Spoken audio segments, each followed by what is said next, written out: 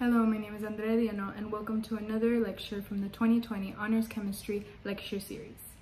My presentation will discuss the causes and effects of the negative impacts on water quality.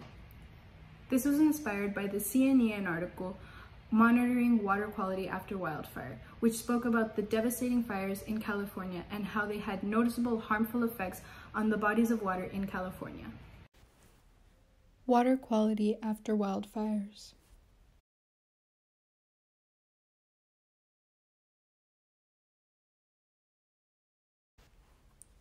This presentation will cover what the basis of my CNN article is, 4 negative impacts on water quality, which are exposure to harmful chemicals, uninhabitable ecosystems, algal blooms, and higher levels of mercury, and urban burns. The CNN article, Monitoring Water Quality After Wildfire, by Catherine Borzak, discussed the concerns about water quality after the destructive Camp Fire in Paradise, California, the most destructive fire in Californian wildfire history. After the fire passed and the rains came, while there was a feeling of relief that the worst of it was over, there was still a feeling of anxiety to see what the aftermath would be.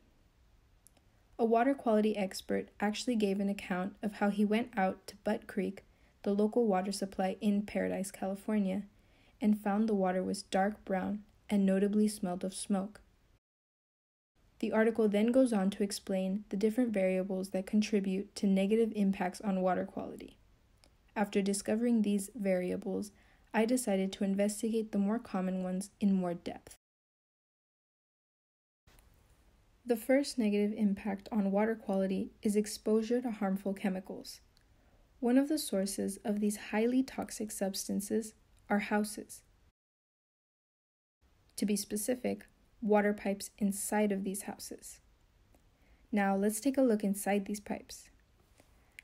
During a fire, a common event is the destruction of water pipes.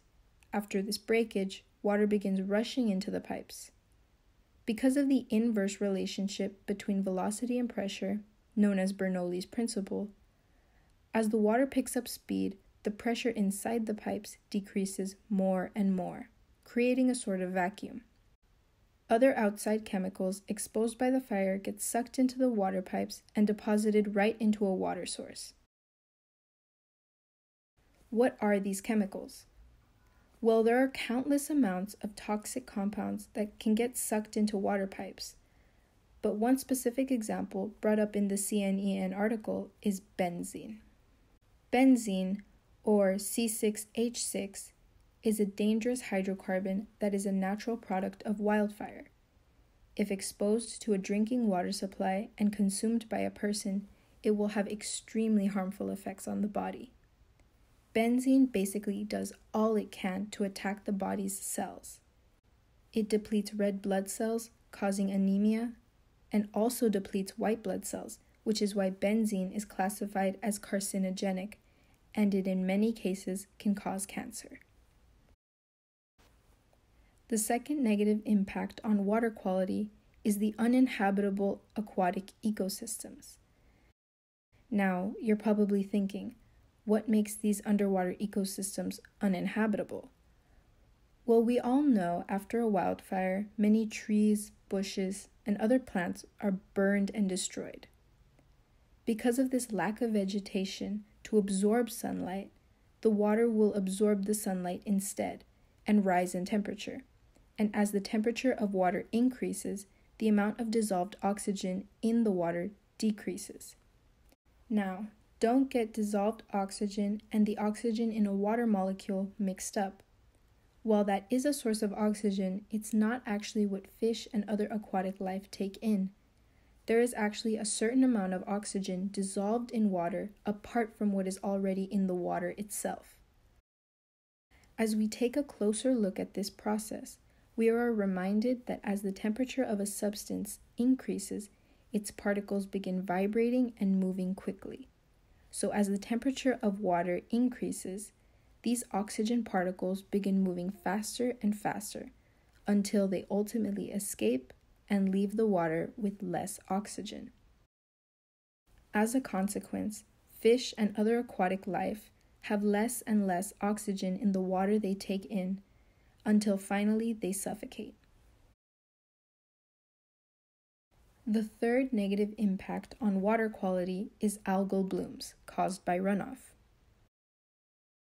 These are the rapidly produced algae plants caused by an excess of nutrients. They grow so much until they finally become visible in water. They create sludges, slimes, clumps, and even mats of discolored water. After a wildfire comes rain. Algal blooms often appear due to runoff from these post-wildfire rains. Runoff carries soil nutrients such as nitrogen and phosphorus, which take a vital role in the nourishment of algae. These excess nutrients, combined with the excess sunlight due to the lack of vegetation as mentioned earlier, lead to the overstimulated growth of algae, algal blooms. Algal blooms are extremely harmful to aquatic life as well. While they need sunlight and nutrients, they also need oxygen. Therefore, their growth also causes the depletion of oxygen for other aquatic life. Algal blooms also can block sunlight from reaching certain parts of an underwater ecosystem that need it. Finally, algal blooms produce toxins varying in species. However, most of these toxins kill the life around the bloom. As you can see, many fish die because of algal blooms. The fourth negative impact on water quality is the increase in mercury levels from trees and soil. It has been found in many cases that fire liberates the mercury from soil and trees. This mercury ends up in the ash of a fire and carried into a water source through runoff. It was never thought that there would be enough mercury in our water to actually harm us, but when some places found that their fish had higher levels of mercury after wildfire, they decided it was best to warn people of this possible risk. Something that is important to take into account is that every fire has different consequences. Now more than ever. What I mean by this is that fires taking place in urban areas and around houses, called urban burns, are occurring more and more. This is important to remember because as a fire passes through a house or building, it passes through the batteries, appliances, electronics, and other items that are in that place that contain flammable substances. These chemicals and toxic substances can eventually end up in the ash from the fire, and when rainfall comes, that ends up in some body of water. So it's very hard to anticipate what will end up in a water supply after a wildfire, because there are simply way too many variables to take into account. I'm sure it's been brought to most of your attention that recently wildfires have become more common around the globe.